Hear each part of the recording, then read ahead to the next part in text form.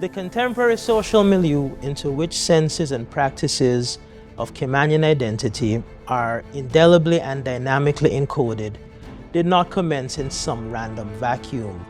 Our understandings of who we are today, based on who we were yesterday, are too consequential, too determinative for that to be the case.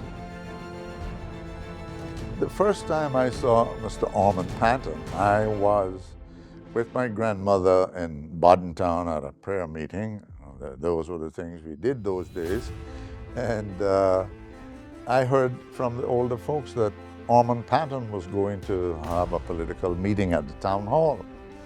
So as the meeting ended, I took off ahead and left my grandmother there because I wanted to stop by the town hall to see this man that I'd heard about.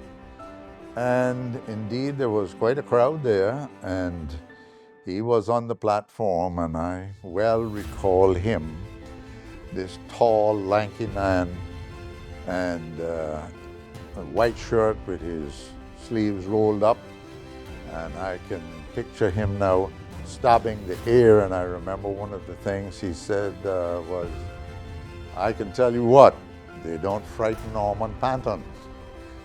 That I recall of that occasion. He had just entered politics. That was in the early 1960s. And I found him fascinating to listen to as a speaker. They used to call him the wizard because people thought he was really smart, and the ideas he was putting forward were refreshing new ideas in Caymanian politics. Whenever he had meetings, ladies would come and sit down in chairs. And Mr. Panton was a tall, lanky man, and he would point his finger. And they would sing songs. They made songs about him. They said, "We will follow Ormond Panton. We will follow Ormond Panton till we die." And those songs that they made up to support Mr. Ormond did not go down well with the establishment. Mr. Ormond became an enemy. And I admired Mr. Ormond because he was young, he was vibrant, he spoke clearly, he spoke strongly, he had a lot of convictions that he passionately believed in. For example, he was strong about the notion of the Cayman Islands becoming self-governing.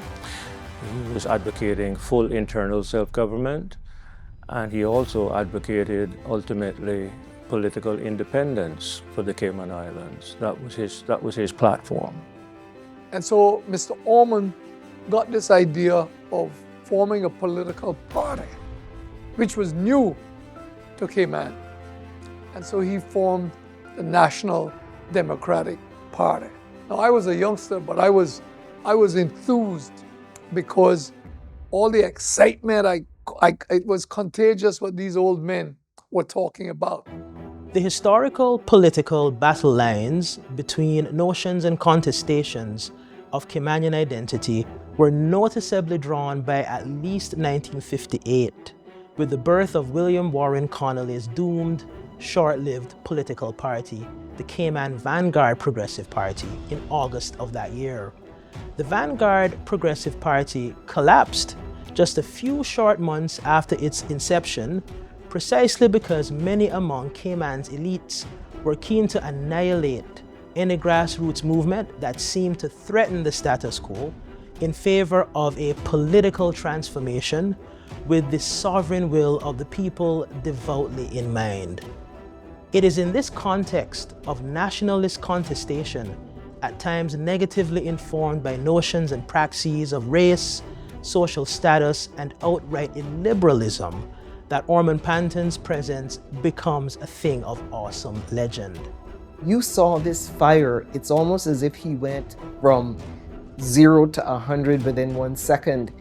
And he remained passionate with the things that bothered him, especially, the whole notion of not understanding why the Caymanian community would want to remain a dependent territory. And as I said, he talked about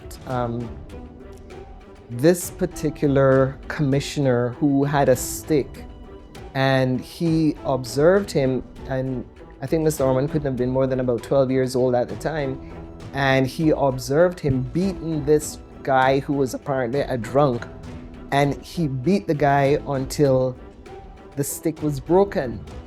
And I can envision that look on Mr. Ormond's face when he shared that story. And I mean, this is the first time I'm meeting him. And so I was so engaged and enthralled by this person, bigger than life.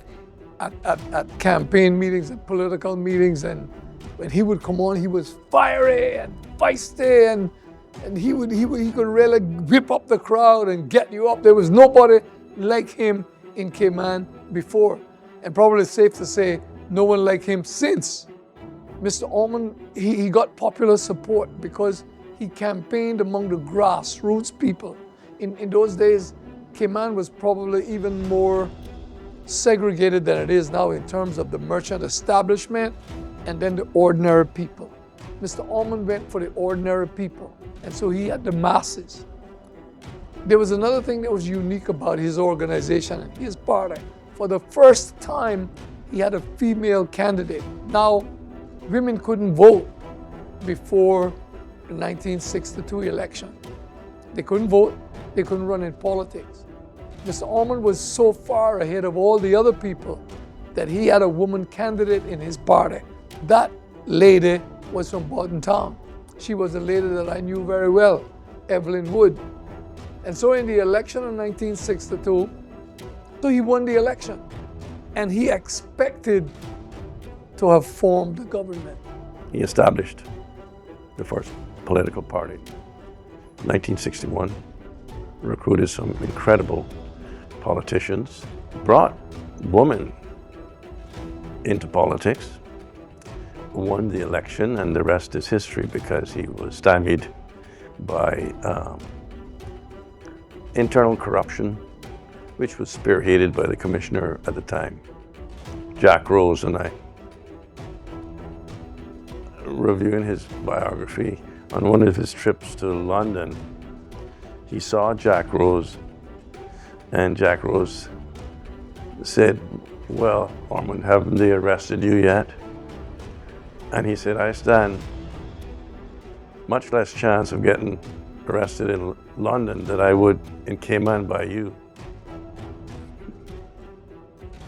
January the 18th and 19th, the Governor Blackburn came down from Jamaica in 1962. And he explained to us that Jamaica was going into independence on August that year, the 6th of August that year.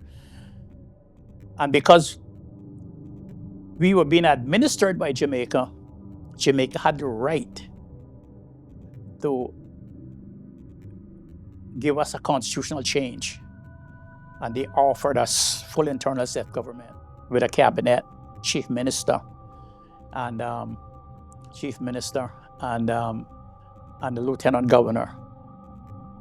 And that would have put Mr. Ormond, leader of the party, in a position of power. They met at there was no legislative assembly building then. They met at the old town hall, which was where they had the courts and the legislature, and they had chairs outside. And the governor explained to us that we had the choice of full internal self-government, or we could go and take a choice of becoming a crown colony, directly ruled from Britain, where we had British administrators come down to rule us and not rule ourselves. The different members of the legislature were given speeches, the pros and cons of who was for and who was against.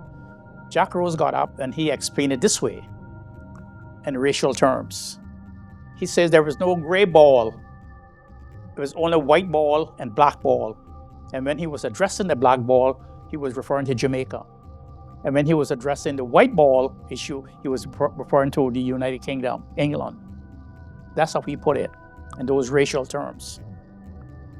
And Dr. Roy McTaggart put it in the terms that we were going into independence with Jamaica, which was not true. And then at the end of the 2 days of debates and and talks and so forth at the town hall, and people will line up outside with loudspeakers. They asked for the vote. Now, the vote was not done democratically. They asked for it to clap. Who wants to go to Jamaica? That's how the question was put.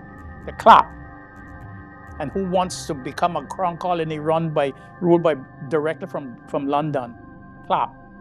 And Jack Rose said that the loudest clap were the people who were supported being a crown colony status run directly from Britain. And that is how they solved that issue.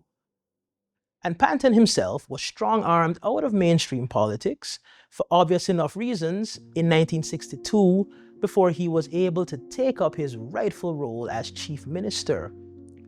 Yet what is beyond doubt is that this national hero fundamentally believed in his people and in their ability both to control their affairs and to no less powerfully realize their political capabilities without the aid of a colonially induced paternalism. But I think one of the important things about Mr. Ormond, I think he was a true patriot and a true son of the soil. He was always regarded as a person of the utmost integrity. The people really loved him because he connected with people. He had a heart, so to speak, that he knew people. People knew him. He wanted things in their best interest and for Cayman on a whole. And I heard there was one that a song that they sang, which is something like, we will follow Ormond Panton till we die. You know, so they made songs, and it was their way of expressing the fact that they really loved this politician, the man called Ormond Panton. And in my opinion, and I certainly didn't come across any in my lifetime and knowing him, that I think people generally respected him. He had a likable way about him, even to the point that he would say the things that were in the minds of others and they were afraid to say it. He would just say it. So there were various things that endeared people to him. And he definitely left his mark in Cayman as an outstanding citizen in many different ways. Panton's beliefs here indeed figured as cornerstone understandings underpropping the emerging pan-Caribbeanist ideology of the time. He was not afraid to confront and give bold oppositional voice to the normalized bigotry and casual yet corrosive racism that underwrote Caymanian existence ever since slavery was introduced here in the 18th century, thereby ensuring his place not only in the pantheon of pioneering Caymanians, but indeed in the constellation of trailblazing Caribbean leaders writ large. Ormond Panton's abiding relevance thus will remain immortally and indeed morally enshrined in his conviction not only to call out the pervasiveness of societal, structural, intersectional, etc. inequalities, but also in his unparalleled commitment to destroying the cancer of deceptive illiberalism towards the endmost liberation of his beloved Caymanian people.